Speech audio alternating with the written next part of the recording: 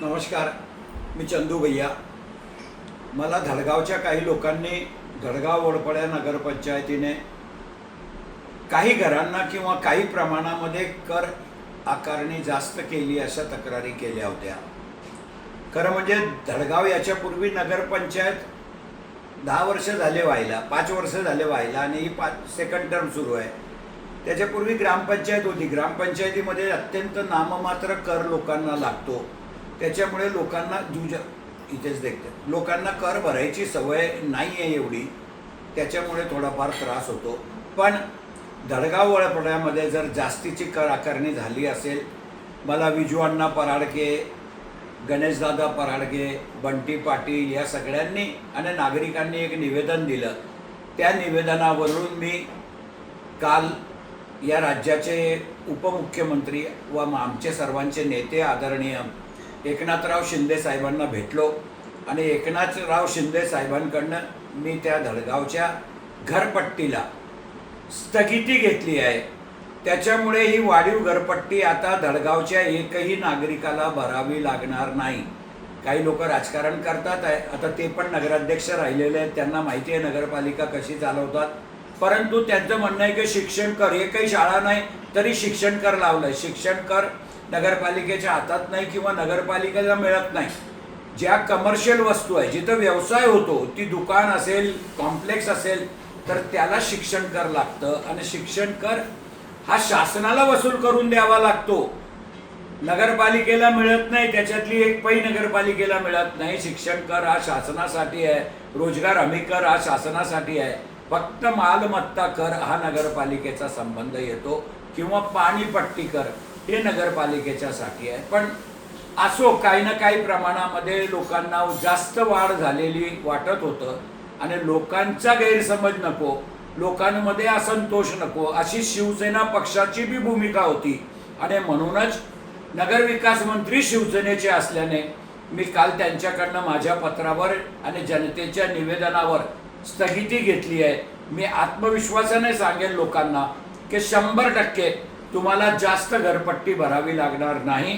याचं परत मूल्यांकन करू, घराचं मोजमाप करू आणि प्रत्यक्ष शासनाच्या नियमाप्रमाणे जेवढी घरपट्टी होईल तेवढीच घरपट्टी तुम्हाला भरावी लागेल. आता तर स्थगिती मिळालेली आहे, त्याच्यामुळे आत्ता लवकरात लवकर तुम्हाला वाढीव घरपट्टी भरावी लागणार नाही, एवढं वचन आम्ही देतो. शिवसेनेचं वचन हेच खऱ्या अर्थानं असतं आणि म्हणून आम्ही सांगितलं तर तुम्हाला भरावीच लागणार नाही घरपट्टी. तुम्ही काही काळजी करू नका. तुमची काळजी करण्याची जबाबदारी सुद्धा आमचीच आहे आणि आम्हीच तुमचे लोकप्रतिनिधी आहोत किंवा आम्हीच तुमचे खरे मित्र आहोत. त्याच्यामुळे या गोष्टीचं राजकारण न करता जिल्हाधिकाऱ्याला स्थगिती द्यायचे अधिकार नाही. जिल्हाधिकाऱ्याला निवेदन देऊन काही उपयोग होत नाही हे माजी नगराध्यक्षाला सुद्धा माहिती आहे. परंतु तरी सुद्धा माजी नगराध्यक्ष तिथं गेले आणि ज्यांना स्थगिती द्यायचे अधिकार आहे ते महाराष्ट्र शासनाकडे मी माझी भूमिका काल मांडली आणि मला अभिमान आहे की माझ्या नेत्याने काल स्थगितीचे आदेश दिले. उद्या स्थगितीचे आदेश निघतील आणि ते आदेश सुद्धा मी धडगावच्या जनतेपर्यंत व्हॉट्सअपच्या माध्यमातून पोचवेल. पण कुणीही काळजी करू नये, तुम्हाला वाढीव घरपट्टी भरावी लागणार नाही हे चंदू भैया आणि पराडगे परिवाराचं वचन आहे. एवढंच सांगतो आणि थांबतो.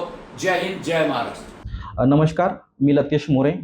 मी काल धडगाव नगरपालिकेने कोणतेही मोजमाप न करता धडगाव नगरपंचायतच्या नागरिकांवर जी करवाढ लागू केली आहे त्याबद्दल मी माननीय जिल्हाधिकारी यांना निवेदन सादर केलेलं आहे. त्या निवेदनात स्पष्ट म्हटलं आहे की कोणतेही मोजमाप न करता कोणत्या प्रकारे यांनी करवाढ लावली, याबाबत ज्यांनी जशी या पद्धतीने करवाढ लावली आहे याची पूर्ण चौकशी व्हावी आणि ज्यांनी बी लावली त्यांच्याबद्दल कारवाई करण्यात यावी, याबाबत मी माननीय कलेक्टर महोदयांना निवेदन सादर केलं आहे.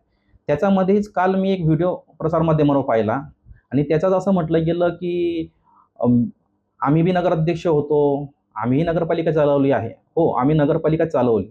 नगरपालिका चालवत असताना आम्ही जनतेचं हित पाहिलं. कोणत्याही जनतेवर त्याचा अतिरिक्त बोजा जाणार नाही त्याचं आम्ही भान ठेवून काम केलं. दुसरी गोष्ट त्याच्यात असं म्हटलं गेलं आहे की त्याच्यात आम्ही राजकारण आणतो आहे. धडगाव नगरपालिकेने करवाढ करून 5 महिने होऊन गेले. त्यावेळेस कोणीही याबाबत बोलायला तयार नव्हतं. ज्या टायमाला आम्ही पत्रव्यवहार केले त्यानंतर सर्व लोक म्हणायला लागले की हे राजकारण करताय. याच्यामध्ये आम्हाला राजकारण करायचं नाही. पहिली गोष्ट, जळगाव नगरपालिकेमध्ये कोणत्या सुखसुविधा दिल्या जात आहे की आपण एवढा करवाढ लागू केला आहे. इथं एज्युकेशन, आपण आता असं म्हणत आहे की एज्युकेशन पण हा शासनाला जातो. कोणत्या नगरपालिकेने शासनाला कर भरला आहे याची माहिती मला देण्यात यावी. माझ्याकडे काही डॉक्युमेंट आहेत. धडगाव नगरपंचायतमध्ये 15,000 घरपट्टी असणारा याला एज्युकेशन फंड 4,000 लावण्यात आला आहे. आणि माझ्याकडे एक डॉक्युमेंट आहे नंदुरबार नगरपालिकेचं, ज्याला 15,000 घरपट्टी लावली, त्याला 1,000 रुपये एज्युकेशन फंड लावला गेला आहे. तर नंदुरबार जिल्ह्यामध्ये सर्वात मोठी नगरपालिका नंदुरबार आहे. त्याला काय नंदुरबार नगरपालिकेसाठी नवीन नियम आहेत आणि धडगाव नगरपालिकेसाठी वेगळे नियम आहेत, असं शासनाने काही केलं आहे का? याबद्दल बी एक शंका उपस्थित होत आहे. माझं एवढंच म्हणणं आहे वरिष्ठांना, आणि आपण राजकारणाचे आपल्याला फार मोठं अनुभवी आहे, आम्हाला त्याच्यात नसावं असं मला वाटतं आहे. परंतु आपण लोकांची दिशाभूल करू नये. आम्ही जी प्रक्रिया चुकीची केली आहे त्याच्या विरोधात आहेत. आपण आता म्हणताय की आम्ही तात्पुरती स्थगिती आणली. स्थगितीचा विषय काय? हे रद्द व्हायला पाहिजे या मताचे आम्ही आहेत. कारण की नगरविकास मंत्री आपला आहे असं आपण म्हटले व्हिडिओमध्ये. मग ती रद्द करा ना, चौकशी लावा. का कोणाला पाठीशी घालताय? आपल्याला मी विनम्रपणे सांगू इच्छितो की आपण लोकांची दिशाभूल करू नये. का आपल्याला स्थगिती आणावी लागते? ठराव कोणी दिला? तुम्हीच ठराव देता, तुम्हीच स्थगिती आणता. लोकांना समजत नाही का? लोकांची दिशाभूल करणं बंद करावं असं माझी विनंती आहे त्यांना.